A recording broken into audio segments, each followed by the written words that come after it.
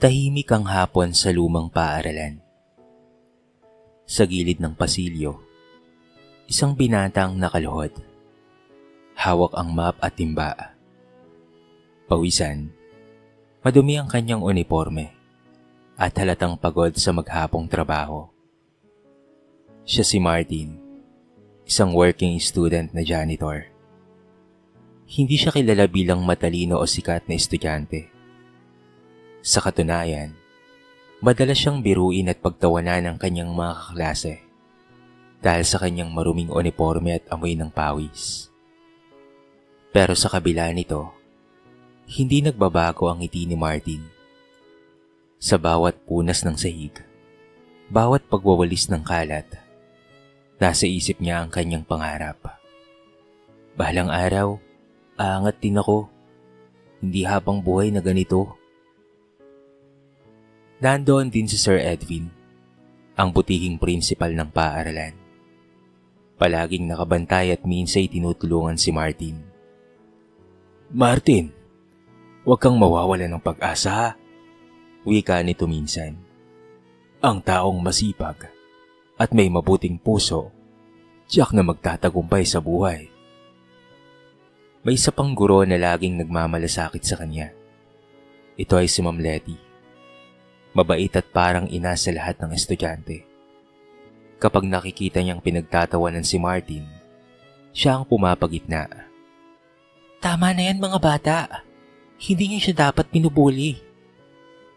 Ngunit kahit ganoon, hindi pa rin tumitigil ang iba sa mga masasakit na salita sa kanya. Partikular na nga doon si Rafi at ang kanyang mga barkada. Mga anak mayaman ng mga ito at laging nakaayos ang buhok at damit. Kapag dumaraan si Martin dala ang map, mabilis lang nagbubulungan at nagtatawanan. "Ano ba yan ang baho? Amoy kubeta na naman." Biro ni Rafi, sabay tawanan ng barkada. Tahimik lamang si Martin, ngunit sa puso niya ay masakit ang kanyang mga naririnig. Pero pinili niyang tiisin, sapagkat mas mahalaga sa kanya ang makatapos kesa makipagsagutan. Sa bawat pang-api, lalong lumalalim ang kanyang pangarap na makalabas sa kahirapan. Sa labas ng paaralan, naghihintay ang kanyang matalik na kaibigan na si Manny. Nakatulad niya ay simple lamang ang buhay. "Tol, tiis lang tayo ha. Bahalang araw, magbabago rin ang lahat." Sabay abot ng tinapay kay Martin. Hindi man marangya, pero sapat na para mapunan ang gutom nila bago pa magsimula ang gabi. Pag-uwi, ay sumasalubong sa kanya sina Aling Belia at Mang Lando, ang kanyang mga magulang. Pagod rin sila mula sa pagtatanim at paminsang pagkakarpintero. Hindi nila kayang ibigay ang lahat ng luho, pero sapat na ang pagmamahal at pag-aaruga. "Anak, salamat at hindi ka sumusuko ha. Ikaw ang pag-asa namin," wika ng ama. At sa bawat gabi bago matulog, iniisip ni Martin si Nika, ang babaeng matagal na niyang iniibig mula pa noong high school pa lamang siya. Ngunit si Nika ay galing sa mayamang pamilya. Napakaganda nito, matalino, at tila napakalayo sa kanya. Hindi man niya kayang ipahayag, pero lihim siyang umaasang balang araw ay mapapansin rin siya nito. Hindi bilang isang janitor, kung hindi bilang isang taong may pangarap. Sa katahimikan ng gabi, humiga si Martin, nakatingin sa bubong na butas. Sa isip niya, hindi habang buhay madungis ang aking damit. Darating ang panahon na makikita nila kung ano ang kaya kong gawin. At nagsimula ang kwento ng isang binatang janitor na sa kabila ng hirap ay may apoy na hindi kayang patayin ng kahirapan o kahit pa ng pang-aapi. Muling sumikat ang araw sa eskwela. Sa pasilyo, naglalakad si Martin dala ang kanyang map at timba. Hindi pa man siya nakakalayo, pero narinig na niya ang mga pabulong na tawa ng ilang estudyante. "Uy, nandiyan na naman si Map King oh," biro ni Rafi, sabay irap. Martin, baka naman gusto mong linisin ang sapatos ko. Madumi kasi. Dagdag pa ng isang barkada. Sabay pakita ng bagong sapatos na imported. Hindi kumibo si Martin. Tahimik niyang itinaloy ang paglilinis ng sahig. Kahit ramdam niya ang tingin ng mga tao sa paligid.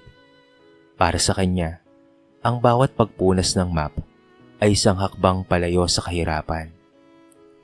Ngunit may isang boses na pumigil sa pang-asar. Si Mang Letty. Hawak ang ilang libro at ito ay lumapit. Rapi, tama na nga yan. Ang sipag-sipag ni Martin. Hindi niya siya kailangang pagtawanan. Napayo ko ang buong barkada. Pero sa totoo lang, hindi talaga sila tumigil. Nagbulong-bulungan pa rin sila at nagtawanan. Sa kabila ng lahat, hindi nawawala ang ngiti ni Martin.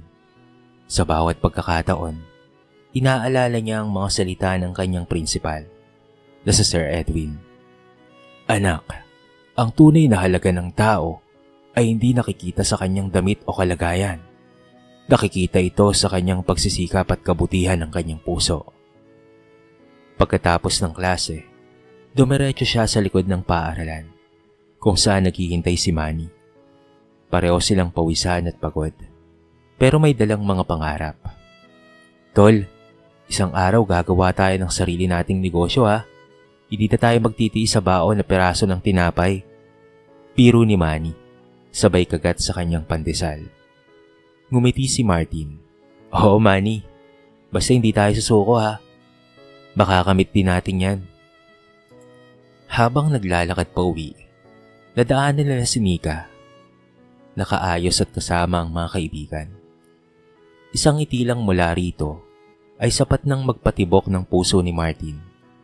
Ngunit tulad ng dati, nagpakumbaba siya, yumuko at nagpatuloy ng lakad. Hindi siya kabilang sa mundo ng mga kagaya ni Nika. Hindi pa sa ngayon, sabi niya sa kanyang sarili. Pagdating sa bahay, sinalubong siya ng kanyang mga magulang. Si Mang Lando ay pagod galing sa bukid, habang si Aling Pelia naman ay nagluluto ng simpleng hapunan. Anak, pasensya ka na kung ito lang ang meron tayo ha. Sabi ng ina. Ngunit ngumiti lamang si Martin. Nay, Tay, hindi po importante kung gaano karami ang pagkain natin. Ang mahalaga po buo tayo. Sa pagkainan, napuno ng tawanan at kwento ang kanilang maliit na tahanan. Sa labas, umuulan at pumapasok ang patak ng ulan sa bubong na may butas. Ngunit para kay Martin, hindi yun hadlang. Ang bawat patak ng ulan ay paalala ng kanyang pinagmulan at inspirasyon para tuparin ang kanyang pangarap. Bago matulog, inilabas niya ang isang lumang kwaderno. Doon niya isinulat ang kanyang mga ideya. Mga plano kung paanong makapagsisimula ng negosyo, mga pangarap na tila imposibleng abutin. Ngunit sa bawat sulat ng lapis, lalo niyang nararamdaman na posible pala ang lahat kung ikaw ay magtsatsaga lang. Sa dilim ng kanyang maliit na kwarto, bumulong siya sa sarili. Darating din ang panahon, hindi na ako pagtatawanan. Bahalang araw, ako naman ang magbibigay ng trabaho sa iba. At muli, nagsimula ang isa na namang gabi ng pangarap. Pangarap na unti-unti niyang hinahabi sa kabila ng maruming damit at ng mapanghusgang mundo. Magaan na simoy ng hangin ang dumadaloy sa pasilyo ng paaralan. Ngunit mabigat ang pakiramdam ni Martin habang pinupunasan ng sahig. Hindi lang dahil sa pagod, kung hindi dahil sa mga mata na nakatingin sa kanya. Mga matang puno ng panghusga na para bang ang isang janitor ay wala ng karapatang mangarap. Martin! Tawag ni Sir Jerome, isa sa mga guro. Kilala siya sa pagiging istrikto at minsan ay malamig ang pakikitungo. Pakibilisan nga ang paglilinis sa silid-aralan. May pulong ang mga guro mamaya. Opo sir, tatapusin ko na po kaagad. Sagot ni Martin na mayroong paggalang. Sanay na siyang umunawa sa kahit na matatalim na salita. Sa gilid ng silid, Nakaupo si Rapi at ang tropa. Nagbiburoan habang kumakain ng mamahaling tsokolate. Tinapik ni Rafi ang mesa. Saka itinapon ang balot sa sahig. "O janitor, baka may trabaho ka pa ah." Sarkastikong wika nito. Naramdaman ni Martin ang apoy ng inis. Pero pinili niyang kumalma. Lumod siya. Pinulot ang kalat. At tumingin saglit kay Rafi. Hindi niya ito sinagot. Ngunit sa kanyang puso, mas tumibay ang kanyang panata. Balang araw, titigil din sila. Hindi na ako magiging alipin ng kanilang pangungutya. Sa labas ng paaralan, naghihintay si Manny. May dalang supot ng kamote. "Tol, ito muna ang baon natin ha." Sabay abot ng pagkain. Nagtawanan sila. Pilit na ginagawang magaan ang buhay sa kabila ng bigat nito. "Salamat tol ha," sagot ni Martin. "Alam mo, minsan iniisip ko, paano kaya kung pareho tayong may kaya? Wala na sigurong mga api sa atin, no?" Ngumiti si Manny, sabay tapik sa balikat niya. "Tol, hindi pera ang sukatan ng tao. Pero oo, kung magkakapera tayo, mas madali nating matutulungan ang pamilya natin. Kaya laban lang tol, huwag tayong mawalan ng pag-asa." Pag-uwi, sinalubong siya ng kanyang nanay na si Aling Belia. Kita sa mukha nito ang pagod mula sa pagtitinda ng gulay sa palengke. Anak, may ulam tayo. Tinolang manok. Ang tatay Lando mo kahit papaano ay nakahuli ng manok kanina. Masaya silang nagsalo-salo. Ngunit habang kumakain, narinig ni Martin ang usapan ng kanyang mga magulang. "Belia," bulong ni Mang Lando, "ubos na ang pera natin. Di ko alam kung papaano nating babayaran ang utang kay Mang Pilo." Napayuko si Martin. Ramdam niya ang bigat na pasa ng pamilya. Gusto niyang sabihin na siya na lamang ang bahala. Ngunit alam niyang wala pa siyang kakayahan. Kaya't pinili na lamang niyang tahimik na kumain. Habang sa loob-loob niya inangako. "Darating ang panahon. Hindi na tayo maghihirap, Nay. Tay, ako po ang mag-aahon sa atin." Sa gabing iyon, muling isinulat ni Martin sa kanyang kwaderno ang kanyang mga plano. Negosyo, puhunan, oportunidad. Mga salitang tila banyaga sa kanya, pero pinipilit niyang aralin. At bago siya pumikit, muling bumalik sa isip niya ang mukha ni Nika. Ang babaeng matagal na niyang inaasam-asam. Ngunit ngayon, siya'y nananatiling malayo. Ang tanging meron siya ay pangarap. Ngunit para kay Martin, sapat na muna iyon. Isang araw, abala si Martin sa paglilinis ng lumang silid-aklatan. Amoy alikabok, kalawangin ng ilang estante, at halos wala nang pumupunta roon. Ngunit para kay Martin, ito ang lugar kung saan siya nakakatakas sa pangungutya. Sa pagitan ng mga lumang libro, nakahanap siya ng inspirasyon. Habang nagwawalis, merong bumagsak na makapal na aklat mula sa itaas ng estante. Pinulot niya ito at pinuklat. Mga prinsipyo ng negosyo at pamumuno ang nakasulat sa cover. Napangiti siya. Tila ba sinadya ng tadhana na mapasa kamay niya ang librong iyon. Habang binabasa, biglang dumating si Sir Edwin, ang kanilang prinsipal. "Martin, napansin kong madalas kitang nakikita rito ha. Ay ano yung binabasa mo?" Nahihiyang ipinakita ni Martin ang aklat. "Sir, gusto ko lang pong matuto. Baka sakaling balang araw po, makapagsimula rin po ako ng negosyo." Ngumiti si Sir Edwin at tumango. "Maganda yan, iho. Huwag mong isipin na hadlang ang iyong sitwasyon ha. Ang tunay na tagumpay, nagsisimula sa gutom na matuto." Nagpatuloy ang araw, ngunit hindi nawala sa isip ni Martin ang sinabi ng prinsipal. Sa kanyang munting notebook, sinimulan niyang isulat ang mga aral mula sa aklat. Kung paanong ang isang negosyo ay hindi lang patungkol sa pera, kung hindi patungkol sa tiwala at sipag. Samantala, sa kabilang dako ng paaralan, abala si Rapi at ang mga tropa sa pagpaplano ng kanilang grand reunion balang araw. Imagine ninyo, after 10 years, magkikita-kita tayo. Siguradong successful na tayong lahat. Masayang pagmamalaki ni Rafi. Narinig iyon ni Martin habang dumaraan. Dala ang timba. Hindi niya maiwasang mapangiti. Ngunit kasabay nito'y may kirot sa kanyang dibdib. Sana pagdating ng araw na yon, may pagmamalaki na rin ako. Kinahapunan, tumaan siya sa maliit na tindahan ni Aling Cora, isang matandang kapitbahay na kilala sa pagbebenta ng kakanin. Martin, halika nga rito. Tawag nito. Narinig ko sa nanay mo na gusto mo raw na balang araw ay makapagnegosyo. Subukan mong tumulong dito minsan. Matututo ka kahit kaunti. Nanginig ang mga mata ni Martin. Talaga po, Aling Cora? Kahit konti lang, matututo na po ako. Mula noon, tuwing wala siyang pasok o duty sa paaralan, tumaraan siya sa tindahan upang tumulong. Natutunan niya kung papaanong humarap sa mga tao, paanong magbilang ng paninda, at paanong magtiwala sa maliit na kita. Hindi lahat ng negosyo ay malaki kaagad. Payo ni Aling Cora. Kung minsan, maliit lang ang puhunan, pero kung may tiyaga ka, ay lalaki rin. Habang umuwi, nakasabay niya si Nika. Nakasakay ito sa kanyang magarang sasakyan kasama ang ama. Nagtama ang kanilang paningin saglit. Para kay Martin, yan na ang pinakamagandang bahagi ng kanyang araw. Ngunit mabilis rin itong lumipas, sapagkat alam niyang sila ay galing sa magkaibang mundo.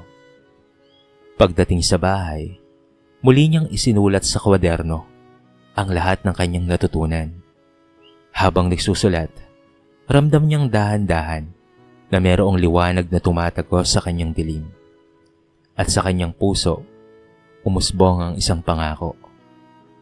Bahalang araw, ang lahat ng tumatawa sa akin ay makikita kung ano ang kayang gawin ng isang janitor na may pangarap.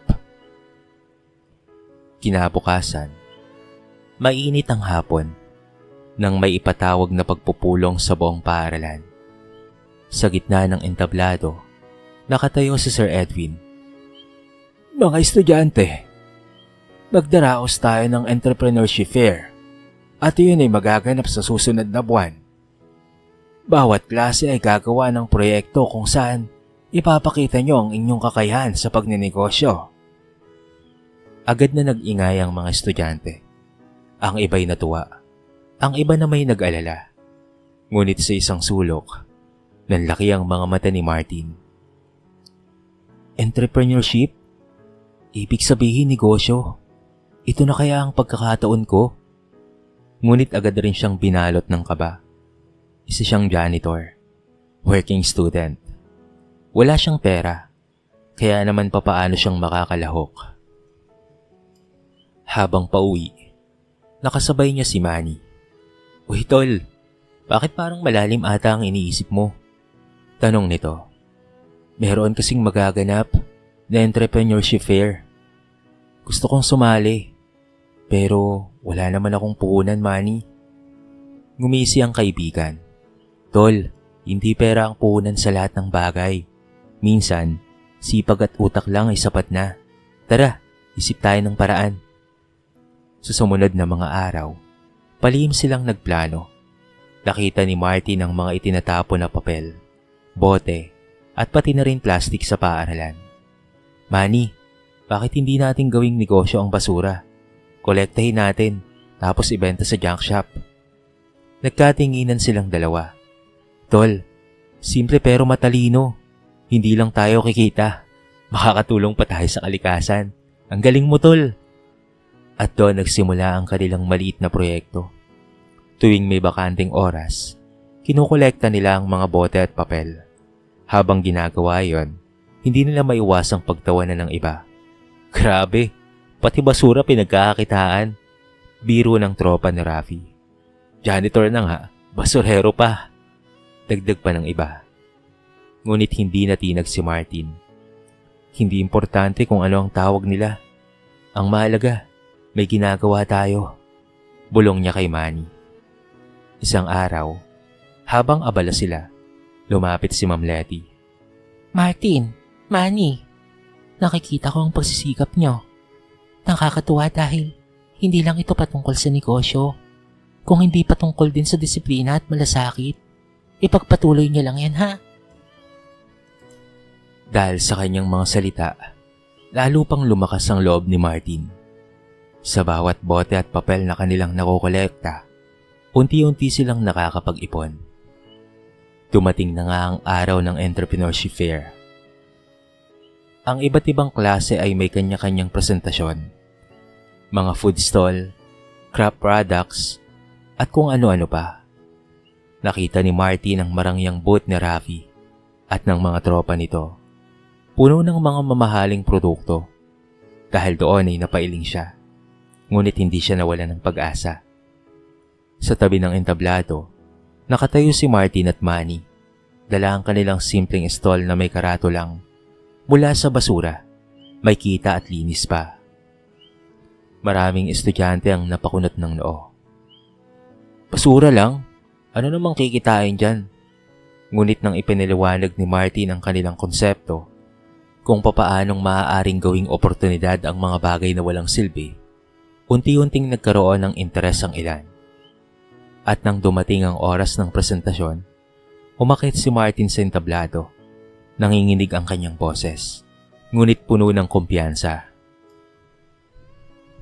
Hindi hadlang ang kahirapan para magsimula ng negosyo. Ang kailangan lang ay tiyaga, diskarte, at malasakit sa kapaligiran. Napatahimik ang lahat, kahit ang mga madalas na tumawa sa kanya ay napilitang makinig. Sa sandaling iyon, naramdaman ni Marty na kahit papaano, may nagsisimulang magbago. Hindi pa man siya mayaman, pero nagsisimula nang makita ng iba ang kanyang halaga. Hindi sa kanyang maruming damit, kung hindi sa liwanag ng kanyang pangarap. Pagkatapos ng event na iyon, marami ang lumapit kay Martin at Manny. May ilan na natuwa at humanga, ngunit mas marami pa rin ang nagbansag ng biro. Ang galing niya, basura lang pala ang puhunan, pero pwede nang yumaman. Tukso ni Rafi, sabay tawa ng barkada. Nakakatawa kayo, ang babaho nyo. Hindi na sumagot pa si Martin.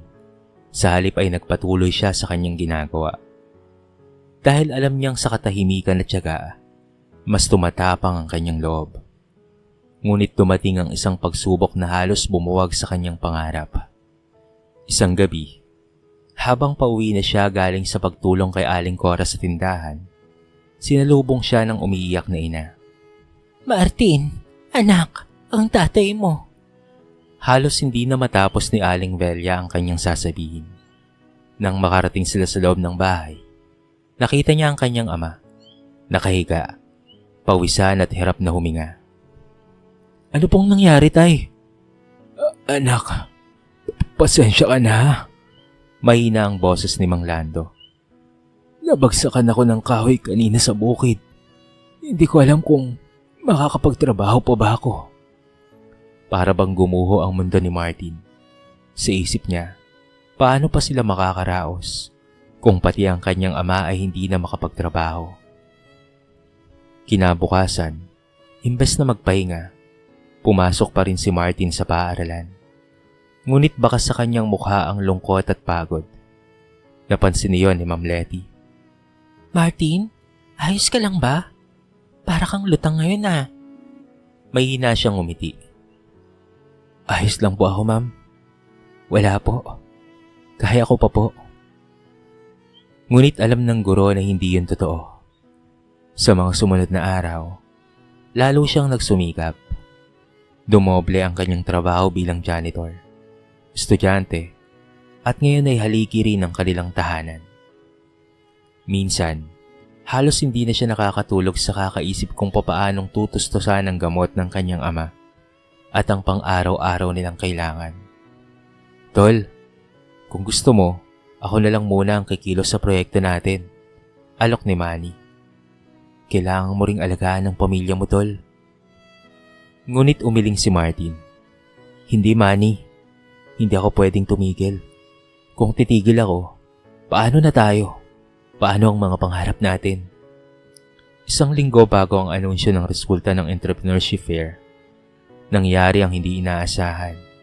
Pumasok si Rapi at ang barkada sa lumang silidaklatan.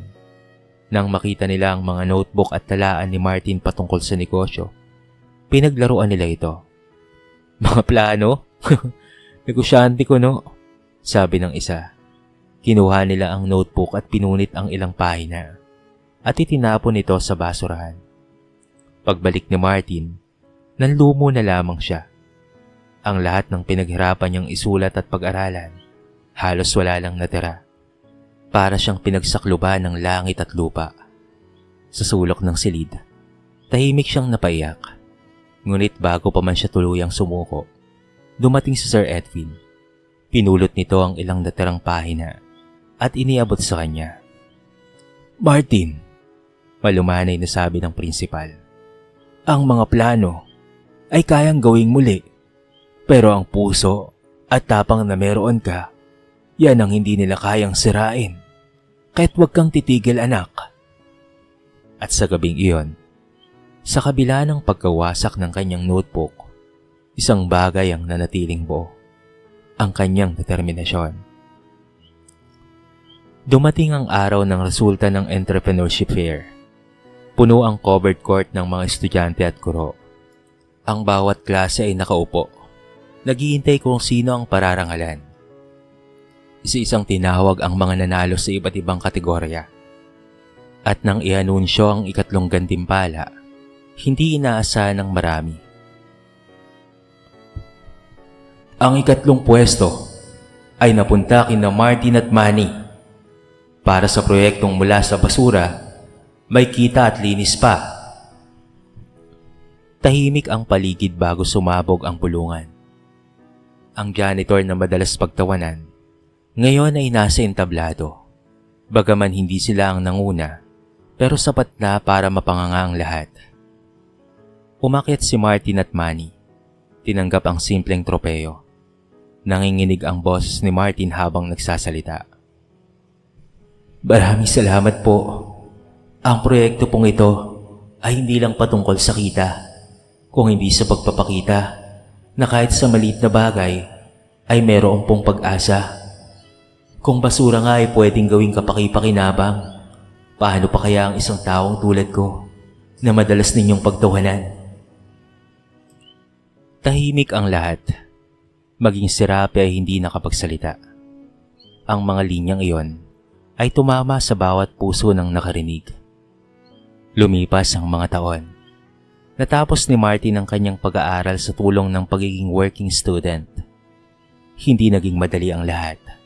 Maraming gabi ang walang tulog. Maraming araw na puno ng gutom at pagod. Ngunit dala ng kanyang sipag at determinasyon, nakapagtapos siya ng kolehiyo. Pagkatapos ay nagsimula siya ng maliit na negosyo gamit ang mga kaalaman at karanasang nakuha niya. Una ay nagbenta siya ng mga recycled na produkto. Unti-unti, lumaki ito hanggang maging isang kumpanya na nagbibigay ng trabaho sa marami. Mula sa pagiging janitor, naging negosyante siya. Hindi na siya nakasuot ng maruming uniforme, kung hindi ng desente at marangal na kasuotan. Ngunit sa kanyang puso, nanatiling buhay ang mga alaala ng kanyang pinagmulan. Isang araw, nakatanggap siya ng imbitasyon. Class reunion. Naramdaman niya ang kaba. Ngunit mas malakas ang kanyang pagnanais na dumalo. Dumating ang gabi ng reunion. Maraming dating estudyante ang nagdatingan. Suot ang kanilang pinakamagarang kasuotan. Ang ilan ay may dala pang mga mamahaling sasakyan. Sa isang sulok, naroon si Rapi at ang mga tropa nito. Nang mabasa nila ang pangalan ni Martin sa listahan ng dadalo, nagtawanan sila. Nako, siguradong janitor pa rin yun. Tignan natin kung anong itsura niya ngayon. Pero nang dumating si Martin, lahat ay natigilan. Nakasuot siya ng disenyadong suit. Simple ngunit elegante. Sa kanyang tabi ay naroon si Manny, na ngayoy katuwang niya sa negosyo. Dumating sila gamit ang sasakyang mamahalin. Ngunit higit pa roon, dala nila ang karangalan ng kanilang pinaghirapan. Kahit pagsama-samahin pa ang presyo ng 10 sasakyan na naroon, mas mahal pa rin ang sasakyang dala-dala nila. At alam yon ng marami. Pero ganoon pa man, nanatili silang mapagpakumbaba, lalo na itong si Martin. Maya-maya, mas lalong nanlaki ang mga mata ng lahat. Si Martin ba yun? Bulong ng ilan. Lalo pang nabigla ang lahat nang ipinakilala siya ng MC ng gabing iyon. Mga kaklase, narito na ang ating batchmate na ngayon ay isa sa pinakakilalang negosyante sa bansa at may-ari ng isang napakalaking kumpanya, si Mr. Martin de la Cruz. Nagpalakpakan ang buong bulwagan. Si Rapi at ang kanyang mga barkada ay hindi nakapagsalita sapagkat ang dating tinatawag nilang Map King ngayon pinapalakpakan bilang isang tunay na hari ng tagumpay. At sa mga mata ni Martin, walang halong pagmamayabang, tanging pasasalamat lamang.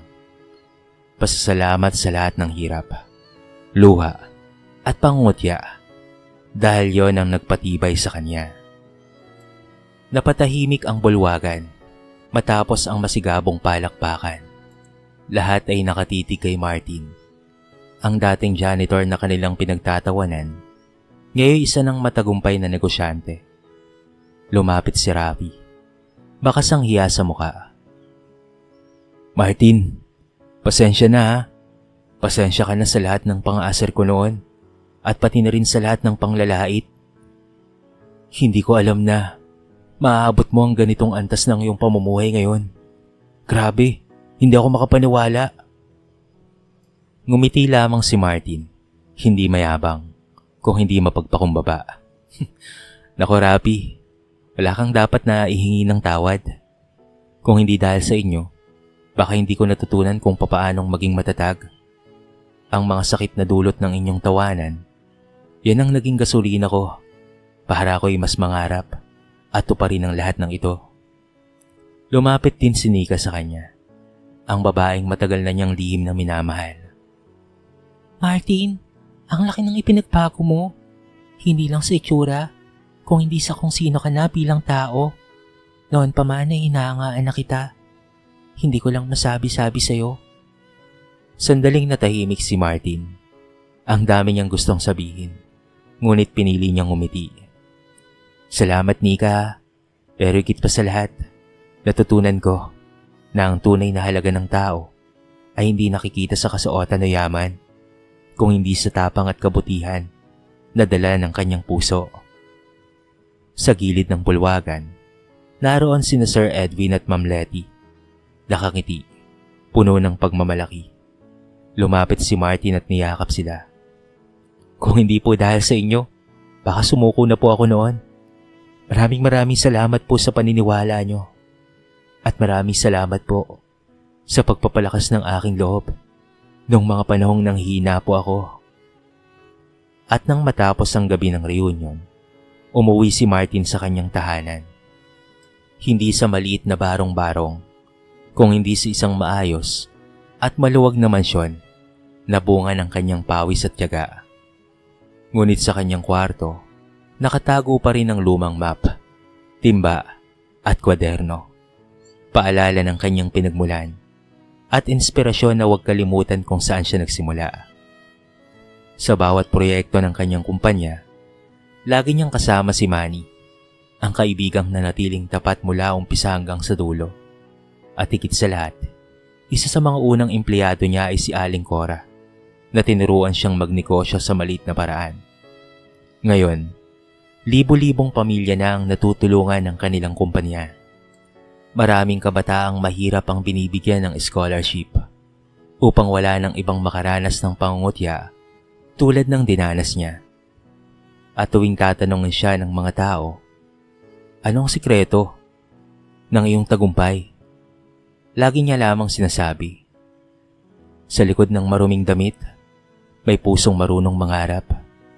At kung ang puso ay puno ng sipag at tiyaga at pananalig sa Diyos, darating ang araw na makikita ng mundo ang tunay na ginto sa loob mo. Ngayon ay maayos na ang buhay ng kanyang mga magulang. Nasa maayos ng tirahan ng mga ito, kasama niya. Naipagamot niya na rin ang kanyang ama at nabibili na ng mga ito ang kahit na anong kanilang gustuhin. Masaya ang kanyang mga magulang sapagkat natupad ni Martin ang kanyang mga pangarap na magtagumpay at umasenso sa buhay. Sa huli, natutunan ng lahat ng minsang tumawa sa kanya na ang isang tao ay hindi dapat husgahan batay sa kanyang kasuotan o trabaho, sapagkat ang tunay na tagumpay ay hindi nasusukat sa yaman, kung hindi sa pagbangon mula sa kahirapan at sa kakayahang magbigay ng pag-asa sa iba. At si Martin, ang dating janitor na pinagtatawanan, ay nanatiling buhay na patunay na sa likod ng maruming damit, mayroong pangarap na kayang magningning at may sa katuparan. Dito na po nagtatapos ang ating maiksing kwento sa araw na ito, mga kabarangay. Kayo po, anong masasabi niyo sa ating kwento? I-comment niyo naman sa baba ang inyong mga reaksyon at babasahin natin ang lahat ng yan. Paki-comment niyo rin kung taga saan kayo para naman malaman ko kung hanggang saan nakaabot ang video na ito. At pwede po bang paki-like and share ng ating kwento para mapakinggan rin po ng iba. At kung bago ka pa lamang sa ating channel, baka naman po pwedeng pakihit ang subscribe button at bell notification button para palagi kayong updated sa mga bago nating upload na katulad nito. So paano, mga kabarangay? Hanggang sa muli at marami pa tayong magagandang kwento. Thank you so much.